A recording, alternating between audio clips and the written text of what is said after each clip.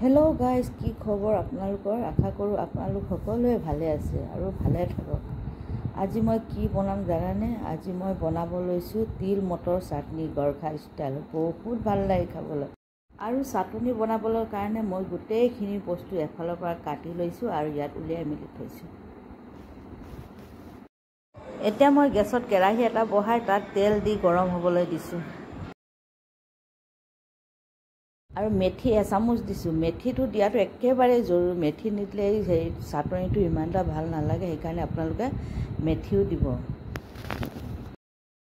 মেথি ফুটি অহাৰ পিছত তাত মই কাটি থোৱা জলকীয়াখিনি দিছোঁ আৰু জলকীয়াখিনি দি অলপ দেৰি লৰাই তাত বইল কৰি থোৱা মটৰটো দিছোঁ আৰু লগতে মিহি মিহি কাটি থোৱা আদা আৰু নহৰুখিনি দি দিছোঁ আৰু এচামুচ আদা নহৰু পেষ্ট দিছোঁ।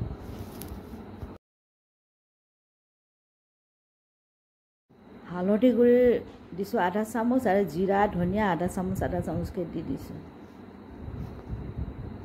নিমখ দিছোঁ আন্দাজ মতে আৰু অলপ দেৰি ভাজি মই নমাই দিছোঁ গেছৰ পৰা।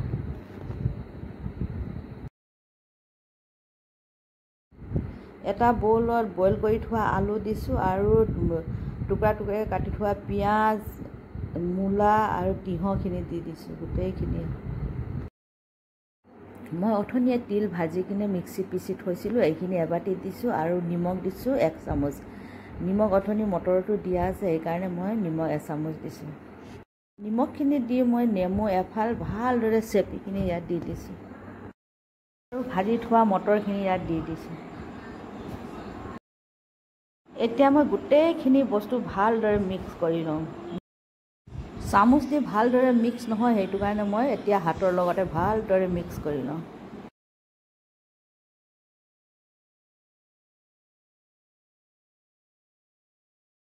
গৰখা ষ্টাইলৰ তিল মটৰ চাটনি হৈ গ'ল আৰু খাবলৈ বিৰাটেই ভাল লাগিছিলে। আৰু খাবলৈ ইমানেই ভাল লাগে ন, মই গেৰাণ্টি দি কিনে কৈছোঁ, আপোনালোকে এবাৰ বনালে বাৰে বাৰে বনাবলৈ মন যাব। আৰু যদি মোৰ ৰেচিপিটো চাই ভাল লাগিল তেতিয়াহ'লে লাইক এটা দি দিব। Thank U.